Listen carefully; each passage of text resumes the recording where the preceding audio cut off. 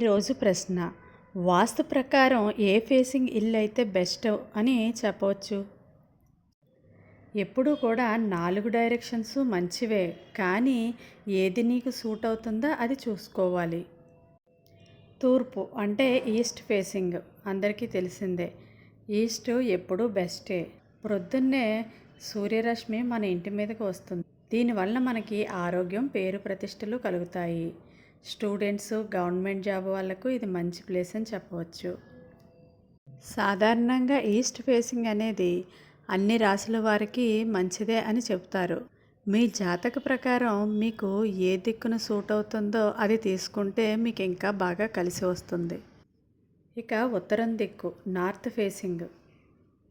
North facing చాలా మంచిది. దీనివల్ల ధనలాభం, వ్యాపారం, లక్ష్మీ అనుగ్రహం బాగుంటుంది. బిజినెస్ వాళ్ళకు మంచి ప్లేస్ అని చెప్పవచ్చు.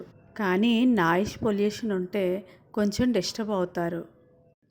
ఇక పడమర the west facing. The best facing అని కూడా చెప్పవచ్చు దీన్ని. వెస్ట్ ఫేసింగ్ అనేది కుబేర స్థానం. వెస్ట్ ఫేసింగ్లో ఉన్నవాళ్ళు అపర కుబేరులు అవుతారు అనడంలో ఎటువంటి సందేహము కూడా లేదు. సపోజు ఒక బిచ్చగాడిని తీసుకొచ్చి వెస్ట్ ఫేసింగ్లో కనుక మనం కూర్చోబెడితే అపర కుబేరులు అవుతారు అనడంలో ఎటువంటి సందేహము కూడా లేదు. మీకు ఇంకా అనుమానం ఉంటే వెస్ట్ ఫేసింగ్ ఉన్న వాళ్ళని ఒకసారి ఎంక్వైరీ చేస్తే మీకు ఐడియా వస్తుంది. వెస్ట్ ఫేసింగ్ ఉన్న వాళ్ళకి స్థిరత్వం ఉంటుంది, కష్టం తర్వాత ఫలితం కలుగుతుంది. జాబ్ చేసే వాళ్ళకైతే ఇంకా మంచిది.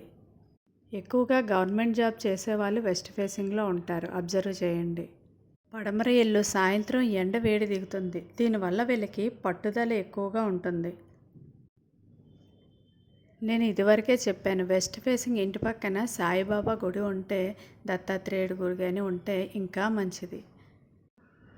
వెస్ట్ ఫేసింగ్ ఇంటికి నార్త్ గోడకు ఆనుకొని గుడి ఉంటే మంచిది. అదే నైరుతి గోడ వైపు కానీ గుడి ఉంటే అది మీకు ధన నష్టం కలుగుతుంది. ఈస్ట్ కానీ నార్త్ కానీ సౌత్ ఫేసింగ్లో ఉన్న ఇళ్ళకి పక్కన గుడి ఉంటే అంత మంచిది కాదు. కానీ వెస్ట్ ఫేసింగ్ మాత్రమే సూట్ అవుతుంది. ఎందుకంటే గుడి నీడ వెస్ట్ ఫేసింగ్ ఇంటి మీద పడదు కాబట్టి.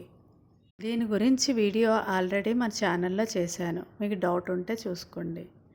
ఇక సౌత్ ఫేసింగ్ కొంచెం కేర్ఫుల్గా అయితే ఉండాలి. సౌత్ ఫేసింగ్ నప్పిన వాళ్ళకైతే పేరు, అధికారం, leadership qualities, politicians, police, army వాళ్ళకైతే బాగుంటుంది. దక్షిణం ఇల్లు అయితే హెల్త్ ఇష్యూస్, అప్పులు ఉండే ఛాన్స్ ఉంది. కానీ వాస్తు కరెక్షన్స్ చేస్తే ప్రాబ్లం లేదు. ఇంకొక గోల్డెన్ రూల్ ఏంటంటే, ఫేసింగ్ కంటే అన్నిటికంటే ముఖ్యమైనది ఇంటి సెంటర్ పాయింట్, బ్రహ్మస్థానం ఎప్పుడు ఖాళీగా ఉండాలి. కిచెన్ సౌత్ ఈస్ట్లో ఉండాలి. టాయిలెట్స్ దక్షిణ, పడమర కార్నర్స్లో ఉండాలి. ఇంకా ఏమైనా డౌట్స్ ఉంటే కామెంట్ బాక్స్లో పోస్ట్ చేయండి. వెంటనే మీ డౌట్ని క్లారిఫై చేయడానికి ప్రయత్నిస్తాను. Thank you.